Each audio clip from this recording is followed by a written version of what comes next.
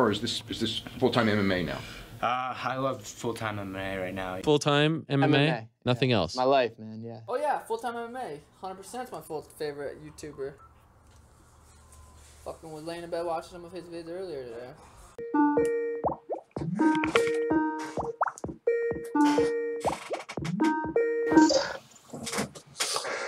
What's up? What's up?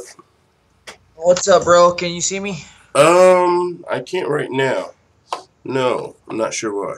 Oh, there, I see you now. I see you now.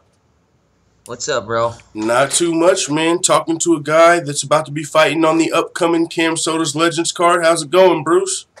Good, man. Good. Awesome, man. I'm good. That's good to see. Sorry we're a little late, man. I'm usually not up this early, but I was like, yo, I'm about to be talking to a guy that's fighting someone that's a legend in my opinion. So that's really got me interested in your fight. I'm going to be tuning in. Just to get started, I know you don't have much time. How did you get into MMA? I got into MMA when I was about 13 years old. I just I didn't really know what I wanted to do, and I just stumbled upon an American Top Team. It was actually like the first branch off of American Top Team Coconut Creek. So American Top Team Coconut Creek started off in South Florida, and as you know, huge fighters come out of that camp: Robbie Lawler, Amanda Nunes, yada yada yada. And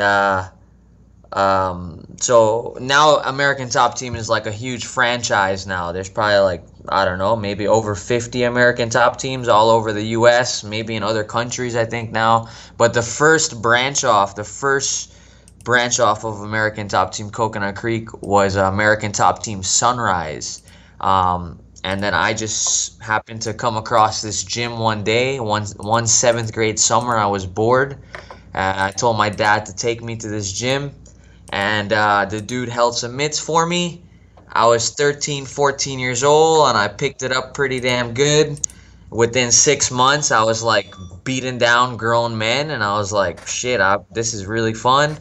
And I told myself when I was like 13 or 14, I was like, yo, I'm going to be a pro MMA fighter. I'm going to make it to the UFC, this and that. And so that's kind of how I got into MMA. That's super cool. So you said you started at Coconut Creek AT&T. I know Tyron Woodley, like you said, Amanda Nunes, Robbie Lawler, all of them are some of the best fighters in the world. Heck, two of them. Right. No, I started off at American Top Team Sunrise. So Sunrise, that's the first branch off of Coconut Creek, and then it's like it was like the first because again, American Top Team has like 50 different gyms. Okay. But that was the first gym to branch off of the main academy. Okay. And the head coach over there is Roger Crawl. He's the head striking coach of Amanda Nunes, and he's the head striking coach of American Top Team in general. So he pretty much wrote the striking curriculum. He gave me my black belt, and American Top Team has came up with a new system. It's called MMA striking.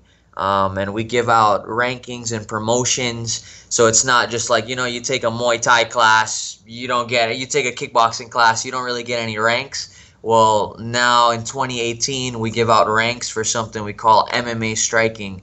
So I got my black belt about 2 years ago from Roger Crawl in MMA striking. That's awesome. That's awesome. Okay, so you're going to be fighting. So I don't know much about the event. I know it's like adult entertainment meets MMA on CamSoda's Legends, but you're going to be fighting against a guy, Felony Charles Bennett. Now, to my understanding, you knew about him as a fighter before you got this match?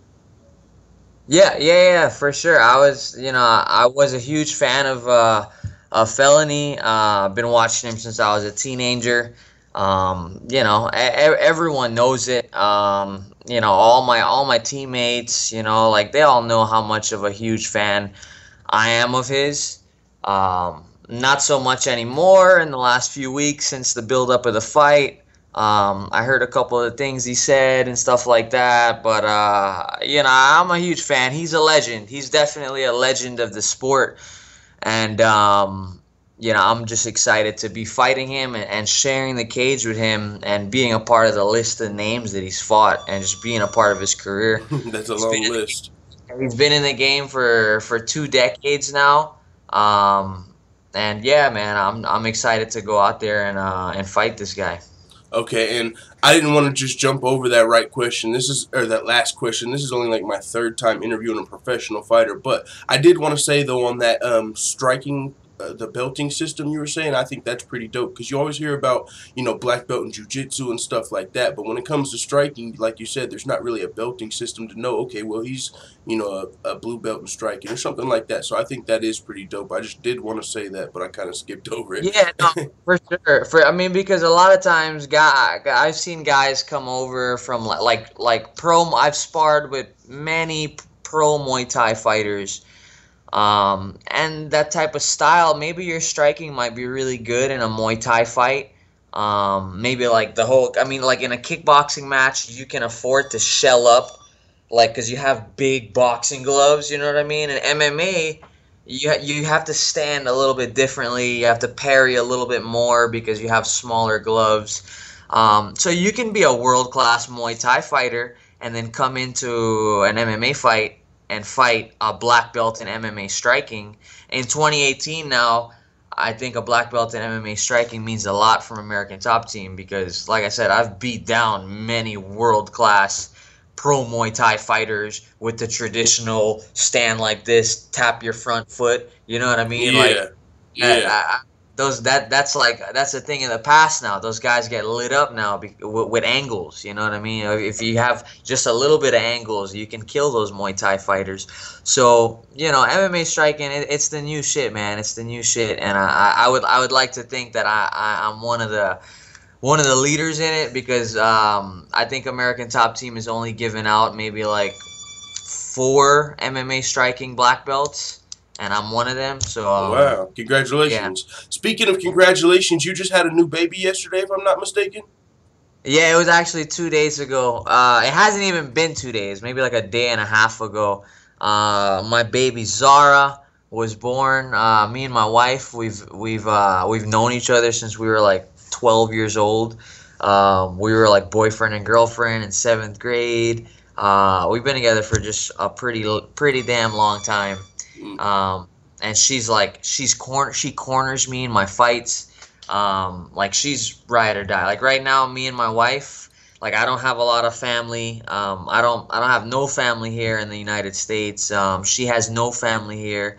And it's just me and her. And so like when I fight, she corners me. She's calling me right now. Okay. She's calling me right now. Hold on. I'm just gonna take literally 2 seconds. No problem. Hello? What's up, babe? The nurses came in and were talking to me. They had to fucking take her because she really would not go to sleep. Wow. So they took her for an hour so I could get a fucking nap in, which I did. And then they told me that she might have to go on formula because of the... Damn. Alright. Let me call you back in 1 second, babe. Alright, bye. Alright. Okay, my bad. Oh, you're all good. I just gotta pick the phone up. Like, she's like, yeah, new baby. Completely understand. Yeah, so it's a new baby girl, and you got a fight coming up just next month. Pretty much, man. Like, anyone that knows me, man, I got a lot of shit going on because I opened up this gym, Fitness Through MMA. I'm also a gym owner. I opened it up about a year ago. And so that's kind of it. So I'm pretty much running my own gym. I have a new baby coming up. I'm fighting an MMA legend. And I'm trying to squeeze training in. Like I'm just trying to pay all the bills and stuff by myself. So I'm just really I'm trying to work like 3 full-time jobs right now. Man, that sounds like it can be overwhelming. And you said you just opened up that gym. Where's it at? Just so everybody knows. Yeah, for sure. Fitness Through MMA in Hollywood, Florida. And you can follow us on Instagram, Fitness Through MMA Hollywood, or Facebook. And so yeah, and I opened this gym up about a year ago, about a year ago. My last MMA fight was about a year ago, maybe a little bit more. And then when I took this gym over, I told my coaches and my managers, I said, hey man, I'm gonna take a break off of MMA. I'm gonna run my gym. I'm gonna try and you know, get the memberships up, because all my life I've been pretty damn unstable, like super unstable. And I figured, you know, if I'm a gym owner, and eventually the goal is to like just have really like world class instructors teaching here, so I can train as much as I want. Like that's the end goal, is to just like have a gym so I can train as much as I want. So that's pretty much a big reason I opened this gym up.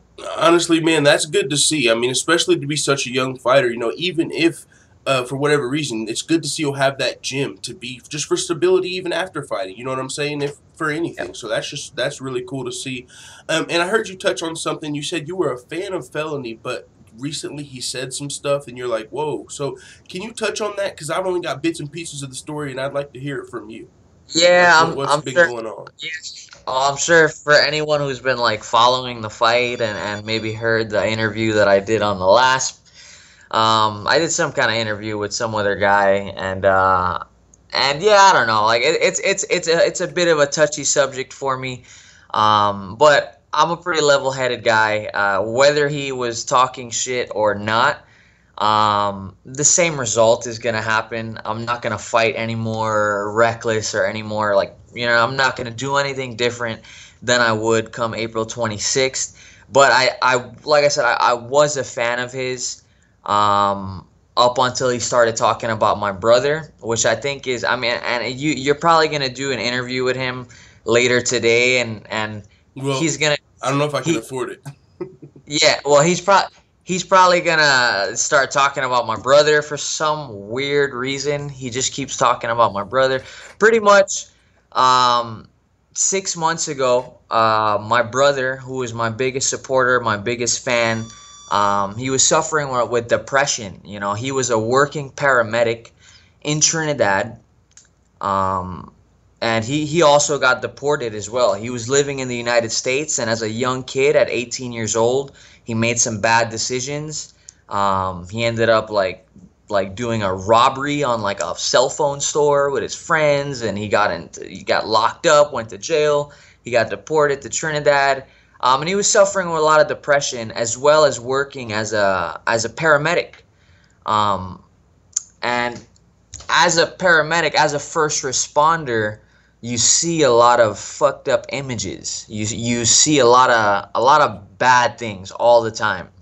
And like I was talking to my brother about this, and he told me he was getting desensitized to all of this shit. You know, like he told me he's seen 3 people hang themselves. Like he was working as a paramedic in Trinidad. Now, working as a paramedic in the USA, you're probably going to see some horrible shit.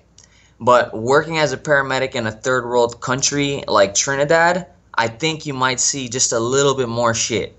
And like there's places in Trinidad that you don't even go into because like the police are scared to go there, because there's people that will just shoot you. Like if you're just going on the road, like people stand up on the hills and just shoot bullets down just to scare people.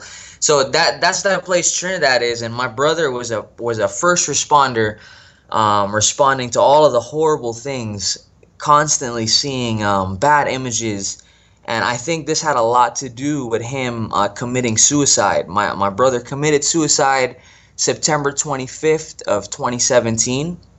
And that's why I say it's a bit of a touchy subject. Like you were going to do the interview today, and I knew this question was going to pop up, and I was kind of like, I don't even want to do the interview because I'm going to have to talk about this. But it's good to let people know. I like to talk about my brother. It makes me feel good. But anyways, my brother was a paramedic. He's a first responder, and Yeah, he was suffering with depression. He fucking hangs himself. My brother hung himself. He committed suicide. He hung himself with the rope of a hammock, like a hammock where you lay on. And it was just really sad, and I was super depressed. And 6 months ago, I always watched Felony's live feed because I thought he was hilarious. I thought he was the funniest guy ever. Like I came across his Instagram feed, and I was like, man, like I already like this guy. He's like one of my favorite fighter. he's really interactive with all his fans. He's always reading comments, and I just thought he was funny as hell. So I just reached out to him the same like week, maybe within 2 days of my brother dying. And I was just watching his live feed, and I said, "Hey, Felony, bro, hey, my brother just died, bro." Like, I was just letting him know what was going on in my life because I look up to him and I'm a huge fan of him. And I was pretty damn depressed. So I was just like, "Hey, man, my brother died, man. Can you give him a shout out?" Like, I asked him literally one time. And he gave my brother a shout out. He said, "Hey, Brent, man, sorry, man." And that made me feel really great. Like, at the time, it made me feel so good that he even said my brother's name. Like, because you keep in mind, that was my brother that just fucking killed himself. I'm super, super depressed. And then someone that I look up to, that I'm a huge fan of, says his name and says sorry. I was really happy about that. And so in the last, like, week or two, and I even heard his interview, he started talking shit about my brother. Like, it's super weird. He's like, "Oh, Bruce, I know Bruce from Instagram. He was trying to get me to shout his brother out." And he called my brother a bunch of names. And he talked really bad about my brother. And he talked really bad about committing suicide. And, you know, I learned since the Douglas High School shooting, because that happened right here. That high school shooting where those 17 kids, that happened like fucking a couple miles away from where I live. And then I started hearing something on the news about all the first responders, and they were like, "Man, we got to get all these first responders to therapy." And they were making a big deal about all the paramedics that showed up to the high school. They were making a big deal about making sure that these paramedics get the help that they need and talk to people and talk to therapists, because and then I heard some crazy statistic that so many paramedics like fucking commit suicide, that so many first responders commit suicide. I don't know if you're still there with me. Yeah, I'm here. I'm listening. Okay. I came across the statistic of first responders and paramedics committing suicide based on the images and stuff that they see, and I was like, wow, man. And this happened a few months after my brother died, and I started to put it together, and I was like, man, it's pretty crazy. And so Felony starts talking about committing suicide and how stupid it is, and you know what I mean? Like, to me, he just made himself look like an idiot. You know what I mean? Like, I was a huge fan of him, but now I think he's a piece of shit. Like, I think he's just like a garbage person, like a really bad human being. Like I'm a super nice guy. Anyone that I've ever fought, I'm like super respectful of them. I never have any beef, but like, I mean, when you're fighting me, you know what I mean? Like Felony, like maybe talk to me, tell me, I don't know, you're gonna knock me out. Tell me you're gonna choke me out. Let me hear some shit like that. Like, be confident, but don't get disrespectful. You know what I mean? Like, that's just super weird, and it's just disrespectful, and it's uncalled for. And I just think he's a piece of shit. And like, I'm gonna kill his ass. Like, he's gonna get fucked up. Like, why would you ever tell someone that you're gonna fight in 1 month, a trained professional fighter who's younger than you, who like, to me, this is like one of the biggest fights of my life. For like, sure. Why would you say some shit like that about my brother? Like, you know what I mean? So he's gonna get his ass whooped. And he's just gonna get fucked up. Because, April 26th, I believe, is the date. Yeah, April 26th. Tune in, legends.camsoda.com, or come out to Sway Nightclub in Fort Lauderdale. But like I said, I used to think Felony was a legend. I used to be a big fan of his. But now I just think he's a piece of shit, and he's gonna get fucked up. I got to admit, man, I was one of those. Maybe I still am one of those few people that, you know, looked at Felony as a legend just because this was an entertainment sport. But I do have to admit, with some of that stuff that he says and those opinions, man, you know, like it. I completely don't agree with what he said about your brother and stuff. I mean, I kind of see where he's coming from, but you have, you know, if you watch his live streams, you know, so you kind of see where he's coming from. But at the same time, that's, you know, not something I agree with. And like, when it comes to Felony, you know, and you're going to be fighting him on this CamSoda's card, I think, yeah, like you said, that's, you know, mental warfare. What do you think about mental warfare when it comes into a fight? And you mentioned AT&T Coconut Creek. I know Colby Covington, I believe, came out of there. Yeah. And, you know, he says some stuff, and I know it's not on that level, of course, you know, but what do you think about mental warfare before a fight? Yeah, like, well, mental warfare is great, you know, that's awesome, but like this here, Yeah, that's not really. I wouldn't call what Felony is doing I wouldn't call that mental warfare. I think that I would call that just fucking mental. Like that's what I would call that. I would call that like just crazy. Like it's so crazy that it kind of makes me laugh. Like I'm like, holy shit. Why would someone ever do that? Like it's just pretty crazy. And mental warfare, yeah, whatever. You know what I mean? Because I had so many people die on me, man. Like after my brother died, not to mention many other family members that just died in the last few years, but most importantly my brother dying, like it pretty much, I feel like I'm a dead man walking. That's how I feel. I feel like every day I'm living on September 25th 2017. Every day that's how I feel. And I feel like since he died, I honestly feel like I'm fucking dead. Like I'm dead inside. Like I can't really, like, yeah, I'll laugh and shit. Maybe I might watch a fucking movie and I might laugh and shit. But like real shit though, like I can't really have fun and shit these days. You know, like the only thing that really makes me feel good is when I'm sparring, when I'm fucking winning fights and shit. You know what I mean? I feel like that's the only thing that's gonna make me feel like really happy, is to like win fights and further my career. And these are all things that my brother wanted. But as far as mental warfare, nothing can really fuck with me though, because the worst shit has happened to me before. Like nothing worse in life. There's nothing worse that can happen in life. Someone that you love dearly, like someone that you fucking love. I've got a brother that's only 11 months older than me. Exactly, like someone, yeah, imagine that, like the bond that you have with, like God forbid, I don't want you to imagine that, but God forbid, like someone that you love feels so sad and depressed that they fucking hang themselves. Like that is the worst shit that can ever happen to anyone in life. And so after this has happened to me, I honestly feel like a dead man fucking walking. That's why I work like 80 hours a week at my gym, fucking doing all types of shit. Like I work 80 hours a week just to keep myself busy, and that's just what I'm doing, man. And April 26th, I will let everything out in the cage. And like I said, I'm a very level-headed person. I'm not going to go out there and fight any differently. Whether Felony talks shit or not, I'm going to go out there and I'm going to do the same exact shit. But as far as like mental warfare, man, ain't nothing could fuck with me, bro. Ain't nothing could fuck with me.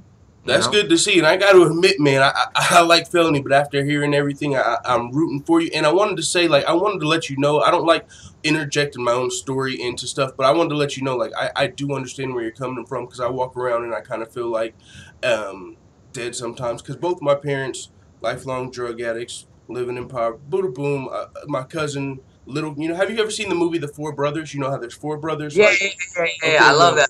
Mark Wahlberg. Me too. That was Mark Wahlberg, Tyrese, Andre 3000. I love that movie too. Growing up, it was one of my favorite movies because, like I said, I got me and my brother, and then my mom's sister. She's got two sons, so it was us four. And the youngest one, he just we still don't know if it's suicide, but he just passed like last week. It was an overdose and stuff like that. So, but as far as like, I hear where you're coming from, man. And if I can only imagine if I was about to be getting in a fight and somebody started saying, "Oh, that's why that little doodle." It would really piss me off, you know what I'm saying? So I hear what you, and I do want to let you know, like, yeah, I am a fan of Felony like you used to be as well, but I don't co-sign or agree with any of that stuff that he said about your brother. And I want to say, like, I look up to fighters as warriors and heroes, but whenever listening to you talk, we got to give some credit to, you know, those third world first respond, not third world, I'm sorry, those first responders, even the ones here, the ones there, the first responders. So I want to say thanks for giving me this opportunity to talking to you. And I want to ask one last thing before we get out of here. The CamSodas thing, and it seems like a weird place to jump to from where we just were, but I forgot. Yeah, you asked me the question earlier, and then we kind of strayed off. I forgot. yeah, sorry about that. But so it involves like you can tip during the fights. It's like live interaction with the fighters. But my thoughts originally when I seen adult entertainment and porn, I'm like, so does the winner get to fuck the ring girls, or what's going on here? Well, I heard the ring girls are gonna be doing live webcam shows directly after the fight. Okay. So that's gonna happen. Like as soon as the fights are done, like they're working a second shift. Yo, that's dope.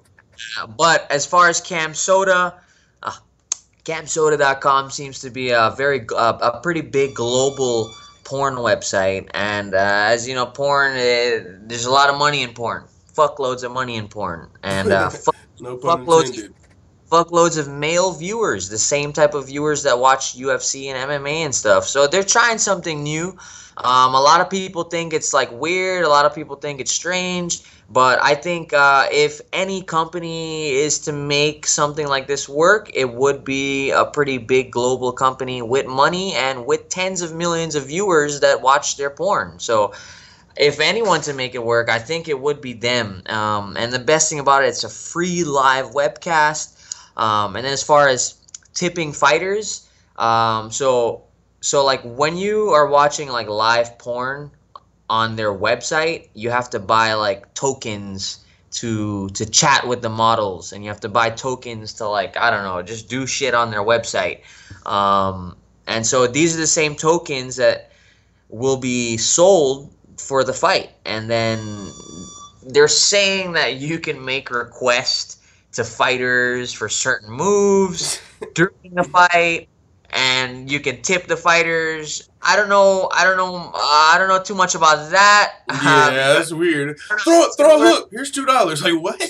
I don't know how that's gonna work unless like you have some kind of fucking chip implanted in my brain and you're controlling my body type shit.